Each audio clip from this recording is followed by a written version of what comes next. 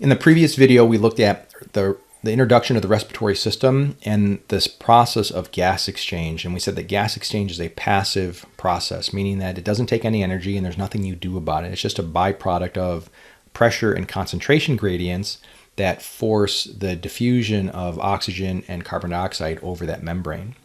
This lecture now is looking at the respiration component, from how are we getting air from the environment into the lungs. And we had mentioned that this is achieved via the musculoskeletal system. There's not much activity that's happening from the lungs, from the trachea, from the nose. And the way this works is through pressure differentials. And so what you need to have happen, if you think of a syringe, the syringe itself, if I pull down on that plunger in a downward direction, air is going to suck into that tissue. And that's basically what's happening with this, is that there's some downward force that's pulling this down to expand that. And that's the equivalent of, if I were to pull the end of that plunger down for that syringe, I'm going to get air sucked into that. So this is the active process. And the image on the right now is looking at expiration, where I'm blowing air out of my lungs, and I need somehow to change that volume so air comes out. Fortunately, there's enough elastic recoil within the tissues that happens more like a balloon being deflated. So you have the plunger pulling down that's inflating the balloon, and that's an active process done by the muscular system. And then you have, and that's inspiration. You have expiration, which is air coming out, which is a passive process through the elastic recoil of those lungs and tissues. And so it's those pressure differentials that are creating this inhalation exhalation. And this is done, this process is constrained within the rib cage, and it's achieved through skeletal muscle, particularly the diaphragm. So you have your plunger set up in your lungs and your balloon, and that's all done within the rib cage itself. You can see here that as the diaphragm contracts, it changes the size of the chest wall, and it's increasing the volume, thus changes the pressure. So you can kind of see the diaphragm here. It makes up the floor of the rib cage, so your lungs are sitting right on top, and it also makes up the roof of the abdominal contents. It separates the gas space, the lungs, from the liquid space, the guts. It's hard to see here, but it's really a dome or an upside down bowl. That's what the diaphragm is. So it's empty on the inside there. And we'll look at a couple slides here. So this is a front view with most of the rib cage removed, and you can see the top of the bowl there. And if we tilt up a bit and look at it from a superior view, now we're looking down. This is where the lungs and heart would be, and you can kind of see the opening there for the aorta and the esophagus. Just below there would be the liver and the stomach. And again, this is that kind of anterior view. We'll go down back to our front view here, and we're going to look a little bit below and see now below. So we're looking directly underneath. Your face would be right where the pelvis would be, and the viscera and guts are removed, and you're looking straight through there. And you can kind of see the hole for the aorta, for the esophagus, and right above there would be the heart, and on either left and right side would be the lungs. And so again, it has that parachute or bowl-like or dome-like effect. Here's our image again, and you can see the lungs superimposed there. You can see the liver right below that, the stomach right below that. We'll scale back a little bit, and you can kind of see the separation between the guts and the rib cage. And so what's happening, like a plunger pulling down from the syringe, as that diaphragm is contracting, it's exerting a downward pressure. And when that downward pressure is happening, it's pushing the abdominal contents out a little bit. So as the diaphragm contracts, it causes the abdominals to bulge out. And this is where the term belly breathing comes from. It's not that you're fully breathing from your belly. You're getting some chest expansion. But if at rest, the diaphragm flattening out, this is what causes most of the change in pressure from above. And the consequence of that diaphragm flattening out, you're getting a little push on the belly. So as the diaphragm contracts and relaxes, you're seeing this downward and relaxed pressure during contraction, because that plunger is pulling down, pulling air in. You're getting a bulge of the abdominal musculature.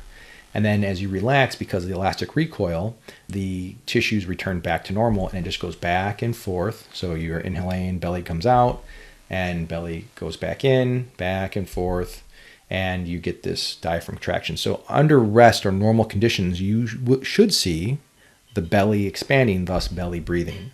And again, you're seeing the diaphragm contract, pushing down. That's increasing the volume of the lung cage or the rib cage and the lungs. And so since I have increased volume here, it's basically creating a vacuum, right? Pulling that down. And then during relaxation, when the muscle relaxes, the lungs, this is not pushing back up. What's happening are the lungs are like a deflated balloon. They're pushing back up. That's what's happening. It's not push from the muscle.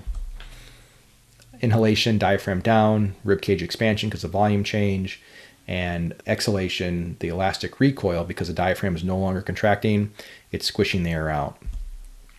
And so the amount of movement or air that's coming in and out is really controlled by the expansion and contraction, or the expansion and recoil reduction of the thoracic rib cavity. So based on how that rib cage expands, if that rib cage expands, you're going to get inflation like the balloon on the right. And then when the rib cage comes back down, you're getting the elastic recoil of those lungs with the air coming back there and forth. So again, it's just the air coming in and out based on that change and exchange.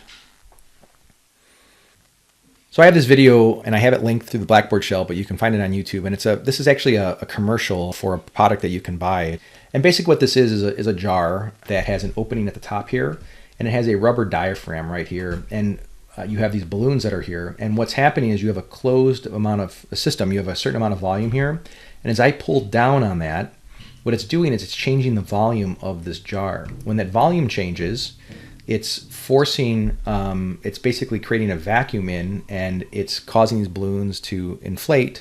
And then as the pressure changes back to normal, when this diaphragm goes back, it forces that out. And this is basically what the lungs are. Here's your trachea, here's your bronchial tree, here's your left and right lung. This is your rib cage.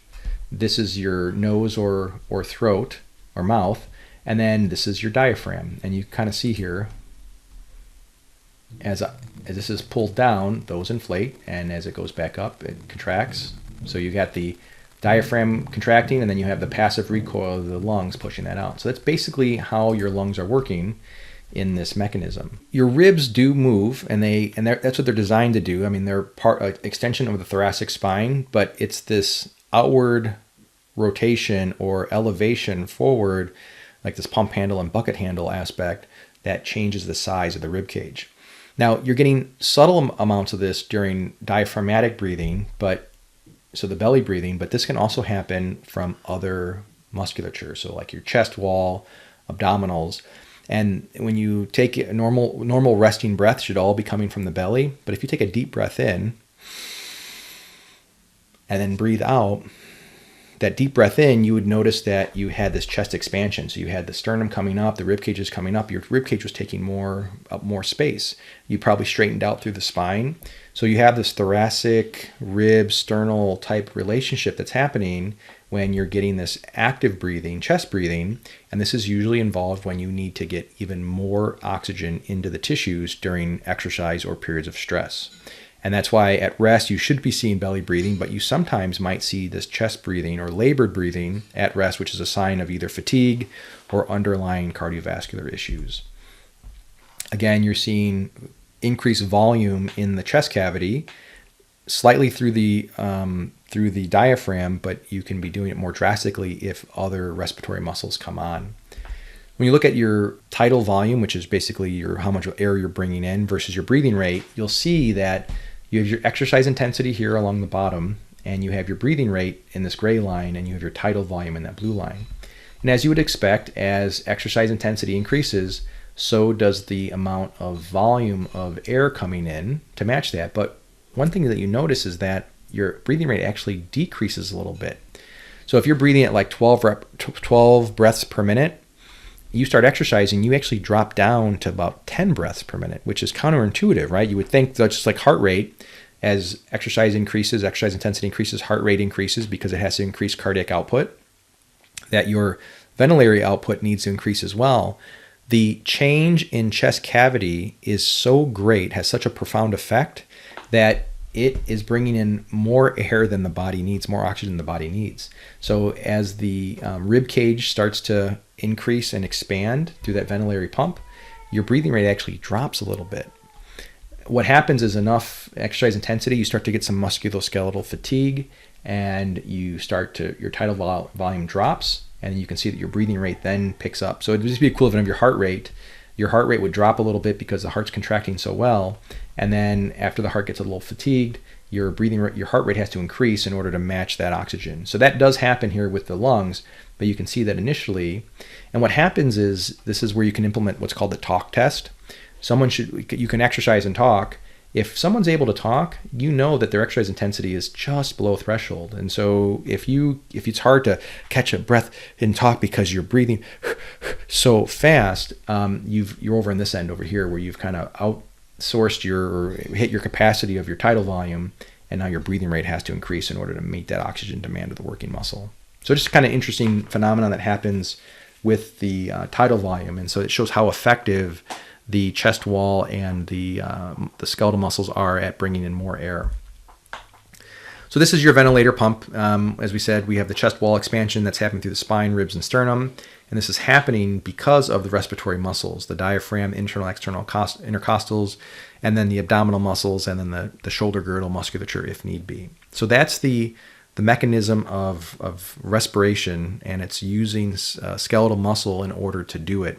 Your improvement with time, so when you look at how much exercise intensity you can manage, is really a product of not so much the gas exchange, there's not much you can do there, but really in how effective are you at bringing air into the lungs and maintaining that higher tidal volume, that chest wall expansion through your musculoskeletal stability. So next lecture we'll look at how that musculature now works in terms of spinal stabilization.